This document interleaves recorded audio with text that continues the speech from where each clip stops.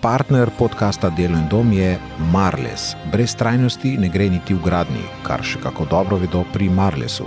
Vodilni proizvajalec naprednih montažnih rešitev postavlja s svojim zeleno-inovativnim pristopom k leseni gradnji nove standarde kakovosti bivanja, tako za individualne hiše kot večstanovanjske in poslovne objekte.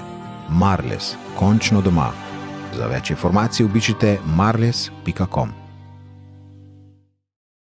Dober dan, moje ime je Nina Štajner in dovolite mi, da vam izrečem dobrodošlico v današnji epizodi podcasta Delo in dom. Podcasta, v katerem domujejo vse teme vezane na kvaliteto bivanja.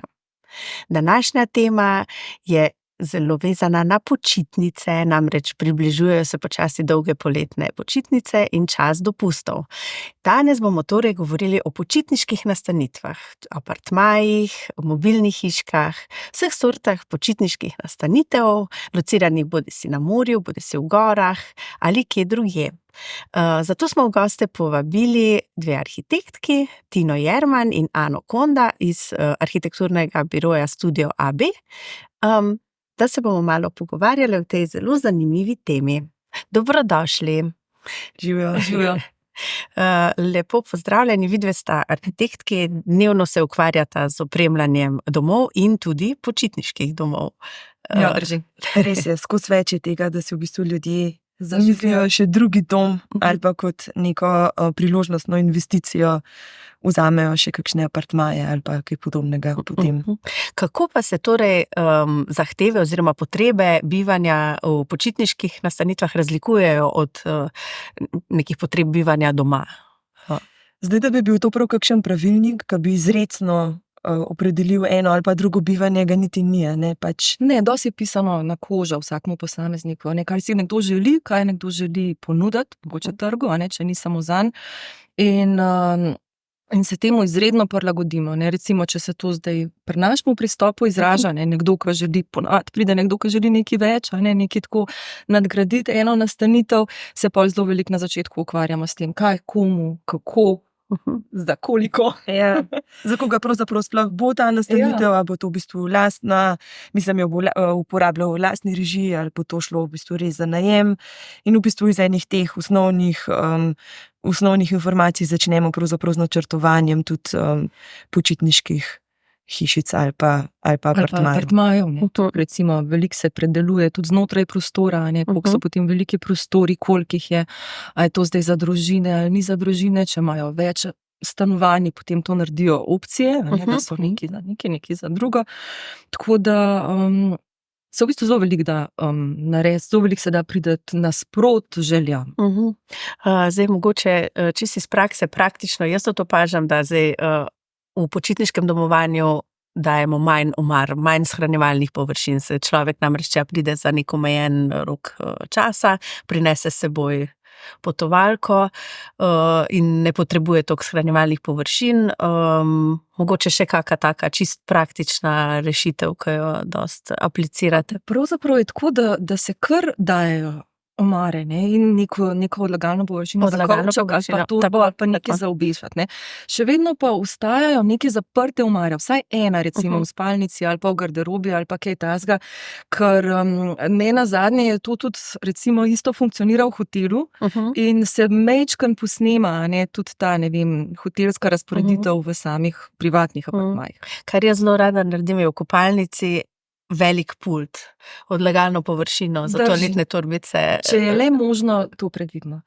Je pa tudi res, da v bistvu že tako, kot sem rekla, na začetku, ko se v bistvu z investitorjem pogovarjamo, že v bistvu gledamo, kdo bojo njegovi, bom rekla, najemniki pol tega, recimo doma, ne, ali pa uporabniki. Ciljni uporabniki. Kdo bojo ciljni uporabniki? Zaradi tega, ker v zadnjih letih načrtovanja z Ano sva dobila izkušnje, da je to v bistvu zelo pomemben podatek, ker smo imeli to, da, ne vem, si je nekdo stanovanje, svoj drugi dom mislil pač kot neko priložnost potem še dodatnega zaslužka z oddajanjem, pa je pravzaprav kar svoj dom, drugi dom oddajo naprej. Potem imamo stranke, ki recimo že v štartu vejo, to sem kupil kot investicijo in bom pravzaprav s tem nekako, ne vem, si pokrival kredit ali pa sploh ni važno, v bistvu, kako pač to investicijo izpeljal do konca in to zadevo v bistvu oddaja samo tujcem oziroma je ne uporablja sam. Je bila pa zelo zanimiva tudi varianta, ko smo delali pravzaprav opremo 10 stanovanj tukaj v Ljubljani, ki je bilo pa jasno, da bojo šli za dolgoročni najem. In je bilo treba pravzaprav narediti vse še tako s pridihom. Domačnost. Tako, ampak vsem pokazati, da to pravzaprav je za trg, mogoče z materiali, z vzdržljivostjo materialov, bom rekla. Vsem, tako kot je že Ana rekla, noter upeljati eno noto domačnosti in pa vedeti, da vsem temu človeku, ki bo to vzel recimo za 1 leto v najem ali pa več, da mu bo to funkcioniralo kot doma, ker tako kot si rekla na začetku, v bistvu ta počitniško bivanje se razlikuje malo od našega klasičnega bivanja. Potrebujemo seveda manj stvari, bolj smo prilagodljivi takrat, vse se nam zdi bolj tako fino fajn in lahko tudi potrpimo, če zdaj nimamo vsega v marah, Medtem, če pa že v štartu vemo, da bojo to pravzaprav noter ljudje, ki bojo vzeli v najem za leto ali več, pa pravzaprav je more to stanovanje funkcionirati kot njihov dom. Tako da res ne bi se zano rade preveč ponavljale, ampak zelo je pomemben, za koga se to načrtuje že na začetku, Ker s tem lahko prilagodimo, ne glede na to, kakšen dom, za njegove potrebe in da je v bistvu čim bolj funkcionalen. Tako. Kaj pa estetika počitniškega domovanja? Naj bo prilagojena lokaciji? Tudi investitorji so dosti ozaveščeni, da želijo, da nekaj odraža tudi kraj. Recimo v alpskem svetu pa to, se potem majčkeno te reference upeljejo, kakšne mogoče majhen več lesa, kakšna taka motivika, ali pa na morju, je pa majhen bolj raznovrstno, recimo, če se zdaj na te 2 lokacije opredelim, se pa mogoče odraža bolj v kakšnih barvnih tonih, ali pa tudi kakšnih stenskih motivih, mogoče tapetah, mogoče dodatkih, z dodatki se potem lahko ve, v katero smer majčkeno bolj zapeljemo stvar. Tudi v kakšnih drznejših detajlih, ki si jih recimo res v teh gorskih ali pa alpskih ne prvoščimo toliko, tam pa v bistvu kar znamo kakšen Mediteran pol še vpeljati v načrtovanje. Kaj pa pompoznost estetike? Ali ponavadi želijo ljudje pompozna počitniška bivališča ali mogoče bolj asketska? Zanimivo je, da želijo si nekaj karakternega, nekaj, kar sicer odstopa, ampak ne da je spet preveč pompozno, ker to odtegne marsikoga od vas. Tako da si pa želijo en karakter, en poudarek, tako tisto češanco gor, da je majhen, da jih bo recimo nekdo, ki bo preskrolil te slike na ne vem, Airbnb, da bo ven stopal, da bo bil postal pozoren na to njihovo konkreten lokacijo. Še zmeraj se mi zdi, da hočejo neke umirjene barve, neko oblikovanje, ki nam je mogoče vsem tako malo bolj blizu, ne da so to zdaj neke res tako kričeče stvari, ampak tako, kaj je rekla Ana, pol neko češanco na tortici, pa pač to bivanje ali pa to stanovanje tudi mora imeti, To je v bistvu tisto, kar pritegne potem. Ja, ker danes nismo več v 80-ih, ko so bili vsi apartmaji isti in so takšni ostali do zdaj, ko se postopoma prenavljajo. Zdaj nam tudi trg to omogoča, v bistvu trg nam to že skoraj malo riba, da je vsaka stvar v svojo smer. Kar pa hkrati privede lahko tudi do malo zmede. Lahko se preveč enih vtisov. Mi imamo včasih zelo težavo, če se lahko na to navežem, da si človek zaželi preveč enih različnih stvari, preveč enih različnih slik nam pokaže, kaj mu je pa všeč.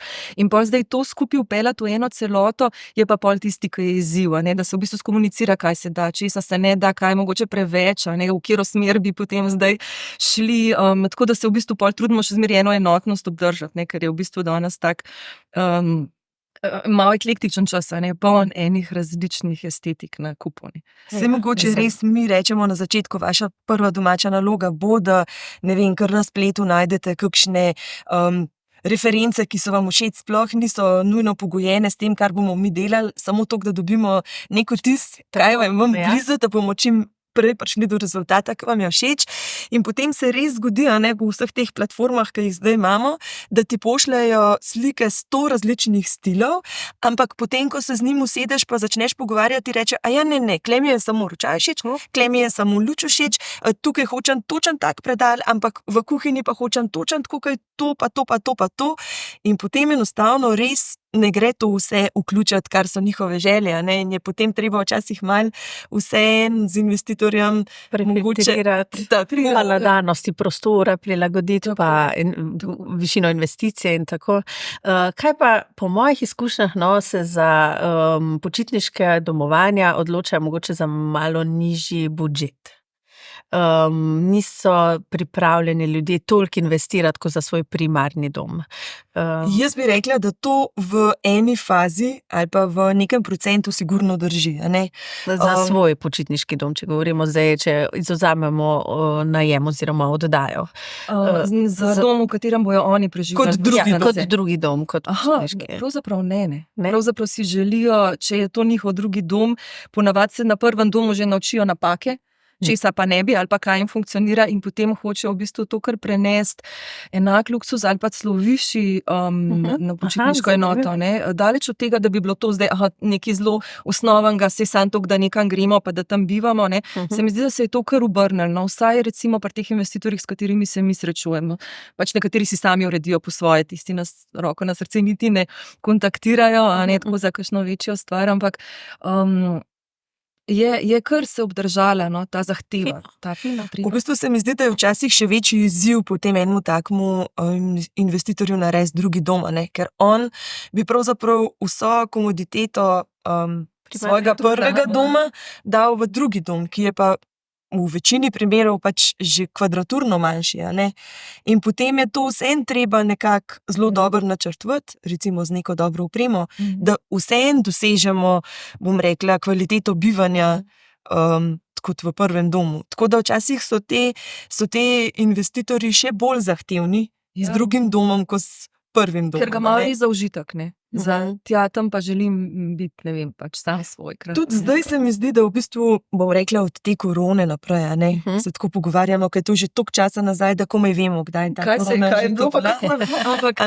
Ampak recimo zadnje 4 leta, se mi zdi, da se je pač tudi vseeno mečkan ta princip dela spremenil. Zelo veliko ljudi vseeno izkorišča vsaj še nekaj dnevno delo od doma, recimo.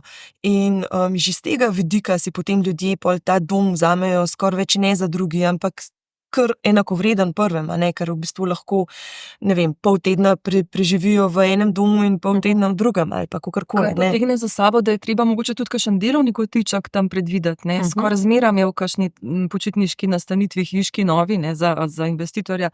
Treba tudi, tle se bo pa nekaj delali. In zanimivo je, da so recimo investitorji, ki tudi za oddajo razmišljajo, mogoče bo pa nekdo nekaj začel delati, se pravi, moramo predvideti tudi, kje bi lahko delal, če tudi je to za jedilno mizo, da bo tam neka vtičnica, da bo tam neka osvetlitev, nek dostop, da bo lahko tudi nekdo, ki je mogoče pa šel za 2 tedna na dopust, imel priliko nekaj narediti, ker se je to zdaj v bistvu vse služba pa dom vse skupaj malo prepletel, se odraža. Tudi na počitniških nastanitvah, ne samo domači. Tudi zdi se mi, da pravzaprav ta globalizacija je tudi se pozna na investitorjih. Digitalni nomadi. Zaradi tega, ker oni pol razmišljajo, recimo, če ima kakšno atraktivno lokacijo, saj mogoče bo pa to nekdo potem vzel za, ne vem, par mesecev, pa bo od tukaj kar delal. Za kreativni oddih, za mogoče delovni oddih. Tako da res, tako kot včasih, ne vem, se spomnim, jaz iz svoje mladosti je bilo, da smo hodili vedno v isti kemp, v isto prikolico na morje, pač tega res več ni, in točno smo vedeli, katere termine bomo šli. Zdaj se mi zdi, da je to vse bolj tako nam vsem dostopno, kar je recimo sicer čisto fajn, ampak potem pri teh investitorji pa potem tudi iščejo neko tržno nišo, in želijo, da je pravzaprav njihov apartma namenjen kar vsem tržnim nišam, To je najbolj idealno. To je bilo najbolj. Da lahko predalčkajo noter čisto vse potencialne uporabnike tega doma. Poskušamo pokriti čim več scenarijev, pač kakor se le da. Kaj pa materiali, ki se uporabljajo za počitniška domovanja? Je boljše, oziroma se stremi k bolj trpežnim materialom, ker gre tam recimo za neko, sploh če gre za oddajanje, za neko mogoče ne tako pazljivo rabo. Ja, pri materialih zlasti, zaradi tega, ker so danes umetni ali pa manj dragi materiali že toliko dobro imitirani, že toliko dobro izgledajo kot les ali pa kamen ali pa kaj takega, tako da definitivno. In tukaj se tudi v bistvu že na trgu razvija, tako da so toliko in toliko različnih imitacij kamna, od najnižjo cenovnih do malo višje, pol je pa res na vrh kamen, ali pa recimo, če se tukaj okoli pultov, ki so najbolj obrabljeni v kuhnah pa teh površinah. Tako da pri materialih se sigurno odraža, recimo, če imajo apartmaje, ki jih bojo oni uporabljali, pa ki jih bojo recimo izključno oddajali, da je tukaj lučnica, sigurno sebi se. Tudi več lahko da bolj pazu pri sebi, ali pa ne vem, da bo uporabljal z neko, ne vem, zavestjo. Ja, tako da se pri materialih mogoče še največji rang pozna, ker je to so precej velika odstopanja. Pa tudi v bistvu vse se mi zdi, da so pa toliko zaveščeni investitorji, da vejo, da bojo pač, ne vem, v roku 10-15 let to pravzaprav mogli osvežiti ali pa prenoviti. To se je pa treba zavedati in vseeno večino. In da potem po 10 letih ni več na isti ravni, ni več ista izgled, ni gleda več tako dobro. Ja. Kaj pa izzivi izvedbe na dislocirani lokaciji? Odvisen zdaj, koliko je dislocirana. Večinoma so te morska letovišča vseeno čisto normalno dostopna. Zdaj, če pa govorimo o kakšni bolj ekstremni zadevi, se je pa treba pol prilagoditi bistveno bolj. Zdaj ne vem, se to nanaša bolj na opremo apartmajev ali mogoče že za drugega.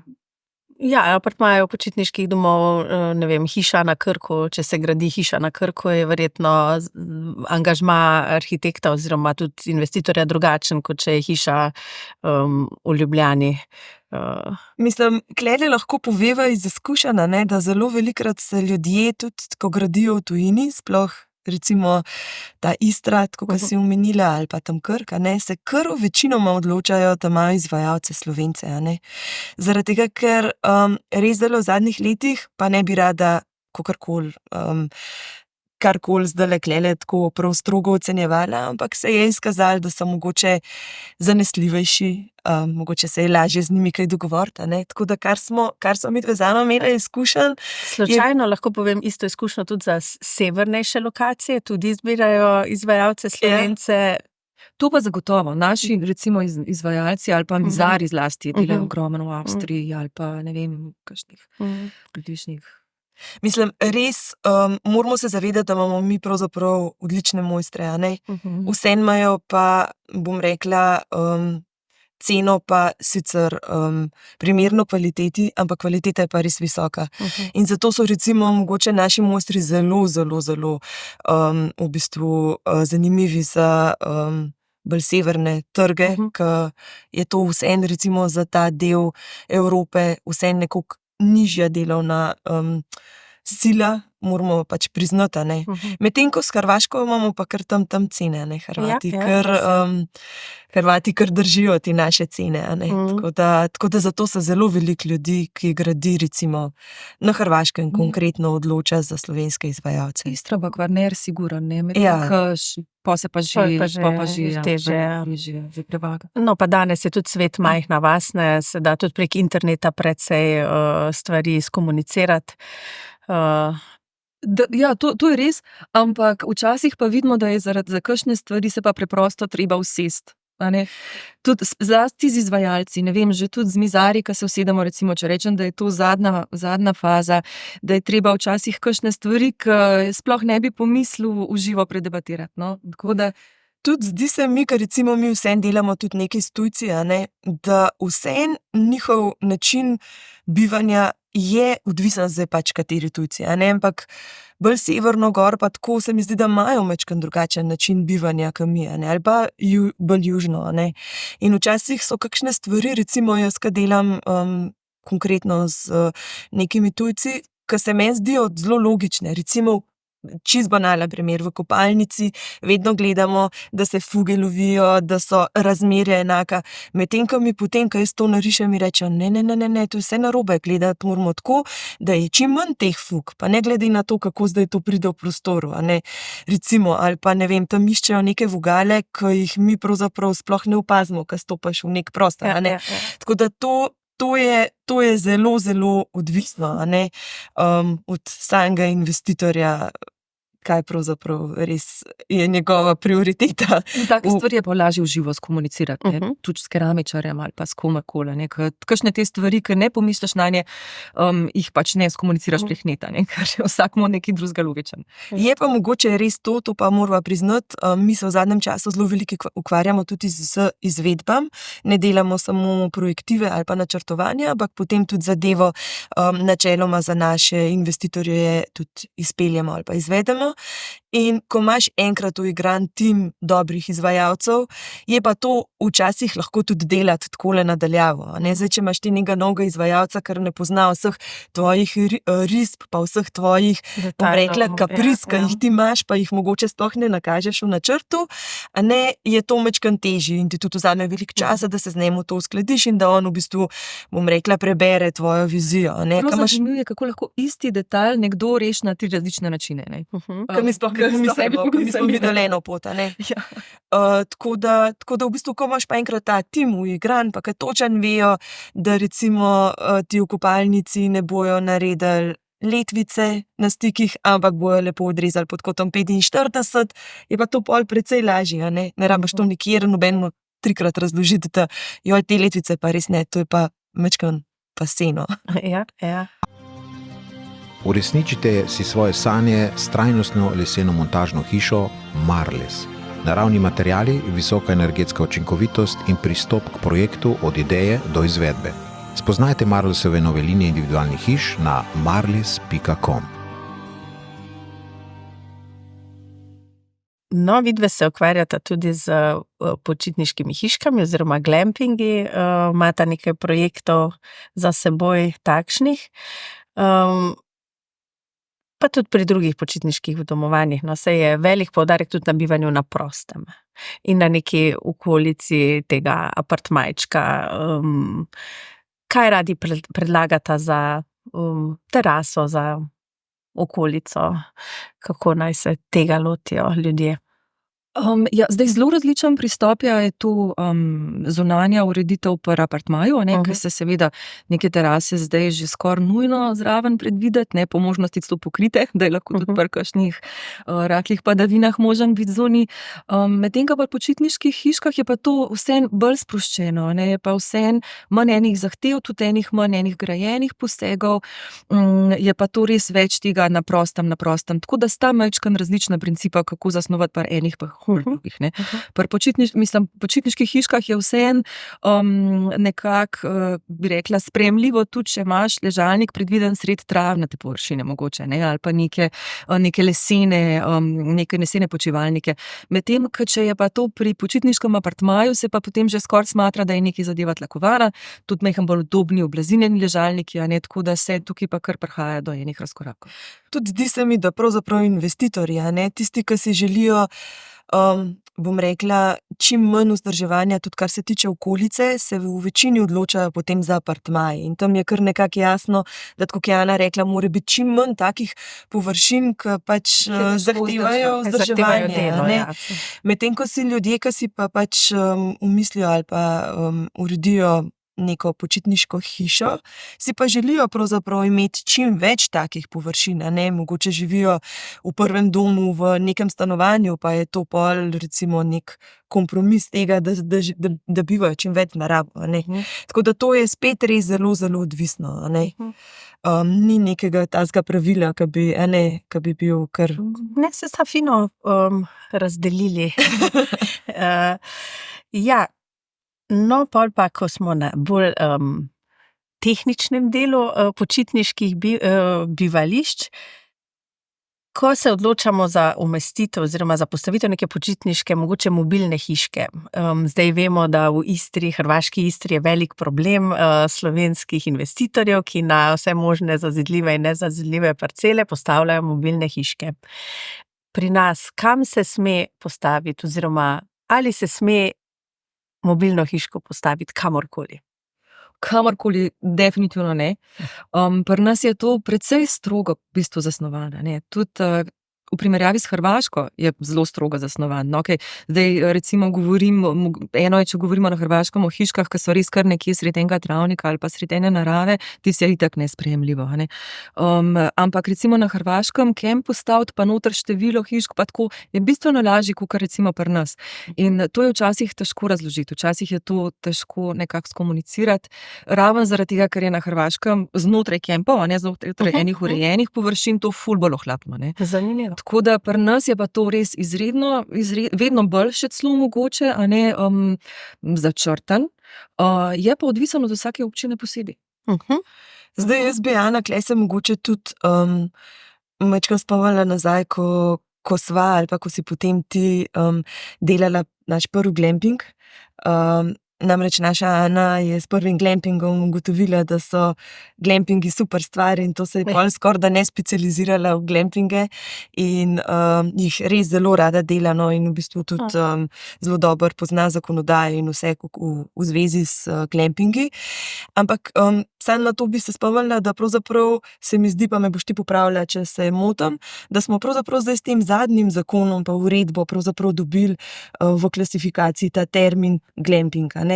V predzadnje, leta 2018 v bistvu. Predtem tega pojma sploh ni bilo, tako da recimo takrat smo se že lotevali tega in je bilo treba to kot neke bungalove tretirati, a ne, kar se še danes lahko ne nazadnje.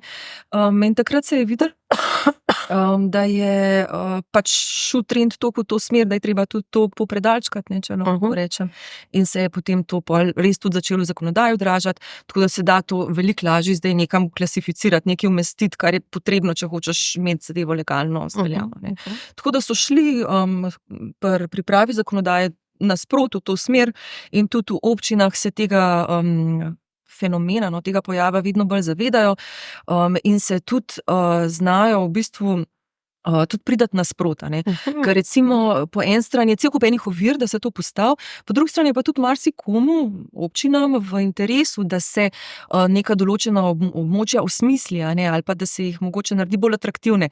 Pri nas se veste, je strašen veliko občin, ne? In vsaka se bori za svoj kos pogače.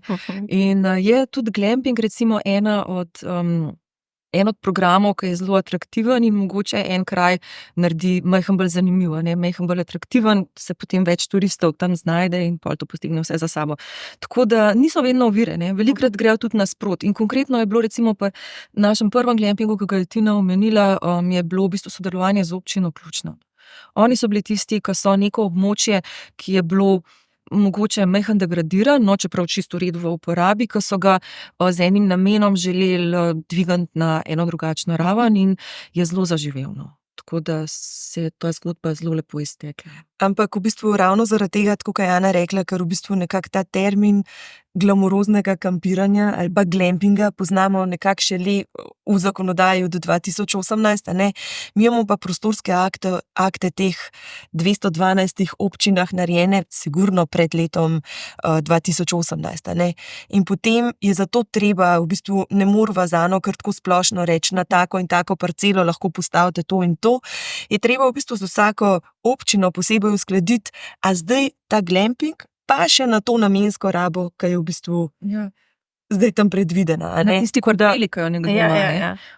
Lahko, tudi če je samo ena počitniška hiška, zdaj, če jo želiš oddajati, pa da je to ustrezno urejen, je potrebno preveriti, tudi če je to neka stanovanjska raba, je potrebno preveriti mogoče, saj velikrat je to čisto dovoljen, ni pa vedno, daleč od tega, tako da je treba vedeti, v kakšnem obsegu si človek recimo nekaj zamisel, eno počitniško hiško ali mogoče sklop, cel glamping ali kakor kamping, in se potem na podlagi tega zadeve lahko preverijo. Kot rečeno, so pa zelo specifične, kot recimo glede zazidane površine, glede teh faktorjev, ki se jih sme pozidati, je zelo različen, tudi so različni, vsaj en ali pa dva faktorja, ki moramo obema zadostiti.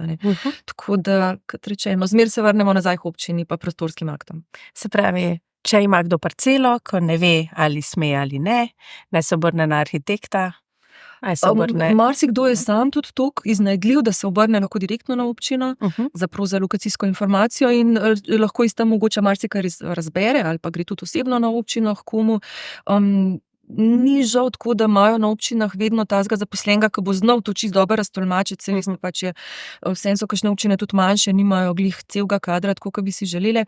Tako da v tem primeru smo pa sigurni, tukaj pač lahko mi pridemo zraven. Ampak jaz bi se še tukaj dodala, Nina, ki si rekla mobilno. Kaj res pomeni mobilno? Ker ljudje si včasih predstavljajo, da je pač nek podestek ali pa že celo temelji, pa gor hiška mobilno, zato ker jo je on pripeljal pa tja gor dava. Ne, to ni mobilno. Ja, čim je nekaj povezan s temelji pa s tlemi, ne, je to že ni več mobilno. Ne. Čeprav je sama stavka, recimo, ja, čeprav je sama hiška mogoče, ne vem, proizvod, ki dan na trg, ali pa montažna, ali pa izdelana v delavnici, pa prepeljana na lokacijo, to se ogromno dela. Ne.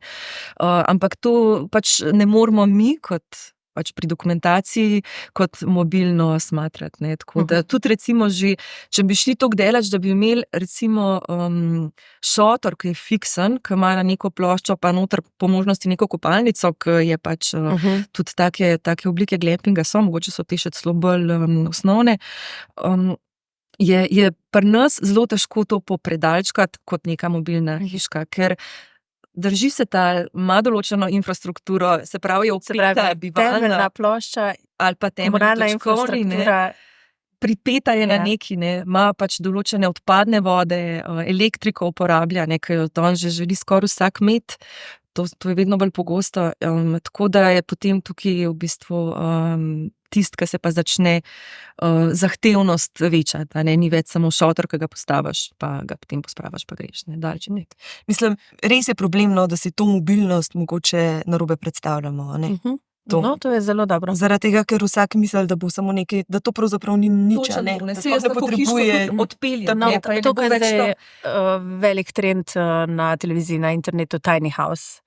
Tiny House je pa v primerjavi z našim prostorom je vsaka ta druga domovanje, to, kot je ameriška tiny house, tako da pri nas je to veliko bolj zahteven. Žal. Manj prostora imamo, drugače se moramo z njim obnašati. Se pravi, tudi če legaliziramo takole počitniško mobilno hiško, je to v bistvu tako, kot da bi se ukvarjali s pravim objektom.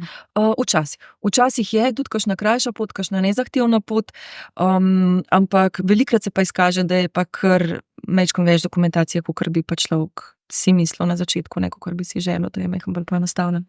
Ja, sploh zdaj, ko je pač ta člen, ki govori o objektih daljšega obstoja, pravzaprav na ustavnem sodišču nekako zamrznen, se mi zdi, da imamo še manj manevrskega prostora pri legalizaciji takih objektov. Načeloma ponavadi taki objekti, roko na srce, če govorimo o legalizacijah, največkrat niti niso na stavbnih zemljiščih, Recimo, če govorimo o mobilnih hiškah, ki že tam stojijo, pa so v uporabi, ne bi pa smeli biti tam, recimo nimajo pa nekih papirjev. Kaj pa izvedba majhne počitniške hišice? Kaj se ponavadi predlaga za to? Ali je to neka lesena gradnja? Ali je to mogoče kontejner, pripeljan na lokacijo, prefabriciran objekt? Lesena gradnja je zelo zaželjena, tudi mogoče v našem okolju imamo zelo radi, nam predstavlja neko vrednoto, neko vrednost in je siguren pretežno uporabljena lesena gradnja. Sploh, ker se da zelo veliko že tudi pripeljati izgrajenega na samo lokacijo, če lokacija to omogoča. Če ne, se da pa tudi na licu mesta z okvirji pa s takimi zadevami zadevo izvesti. Medtem ko kontejner je pa nujno, pač dejstvo, da je treba zadevo pripeljati na lokacijo, da mora biti nekako dostopno, ker ponavadi je tudi ta transport nek strošek, ki ga je treba upoštevati. Je pa recimo, kar se zunanjosti tiče, tudi s kontejnerjem lahko marsikaj narediti.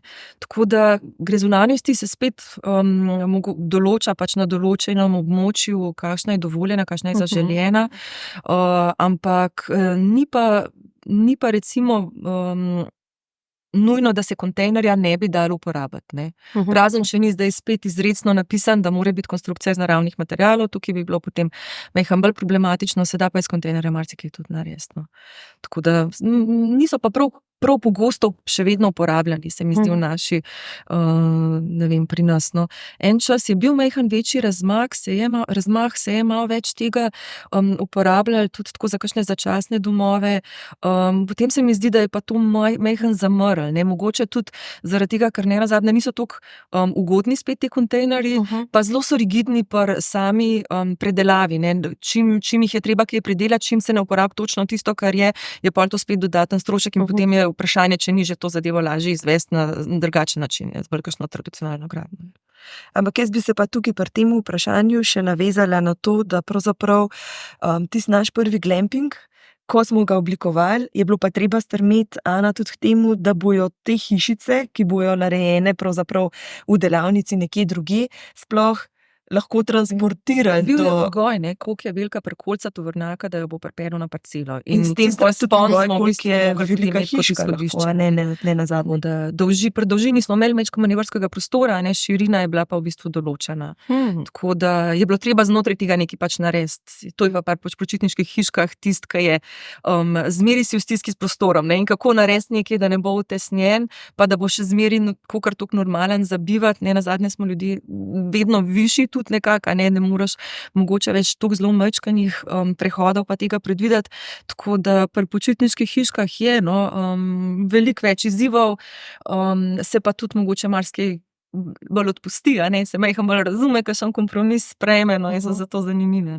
Ampak definitivno je pa v bistvu že tista začetna faza načrtovanja predvideti mogoče več takih stvari, tako kot sem rekla, zdaj, a bomo to sploh lahko pripeljali na, kje bomo to zgradili, kako bomo to zgradili, kako bomo to pripeljali, kako bomo to postavili.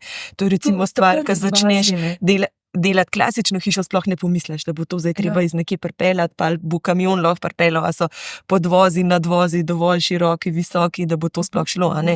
Tukaj je bilo takrat izziv to. To je tudi, če recimo se dela v nekih historičnih mestnih jedrih, počitniška domovanja danes, ki se stara mestna jedra preoblikujejo v Airbnb soseske, je tudi izziv.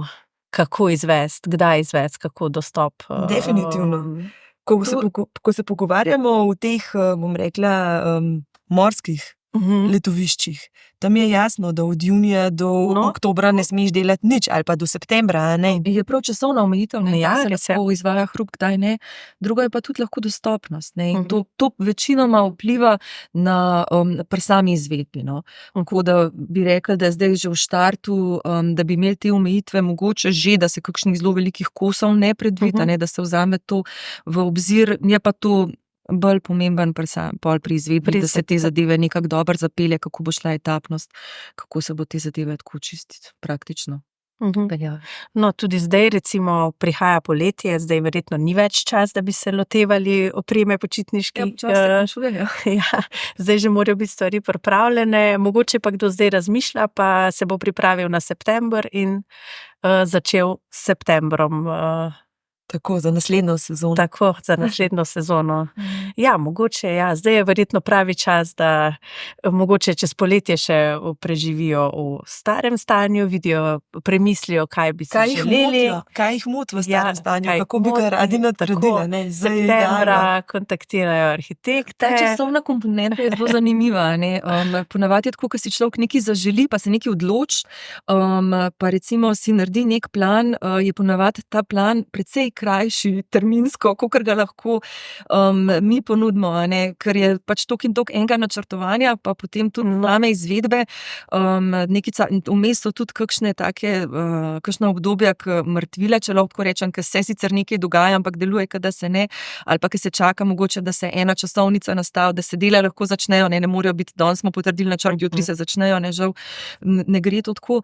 In je ponavadi ta čas, ta razpon, ki ga namenijo ljudje prenovi, največkrat prekratek, tako da to je fajn, da se mogoče zavedamo, da je tukaj dobro razmišljati, majčkam bolj naprej, kakor pa iz danes na jutri. Mogoče, če si nekdo želi začeti jesen s prenovo, je prepozno, da bo septembra začel razmišljati o načrtih, pa na kakšen način bo to izgledalo, če želi oktobra ali pa novembra zdeli začeti. Tukaj s toliko kratkih rokov mi ne moremo ponavadi spomniti, redko. Točno to sem hotela reči.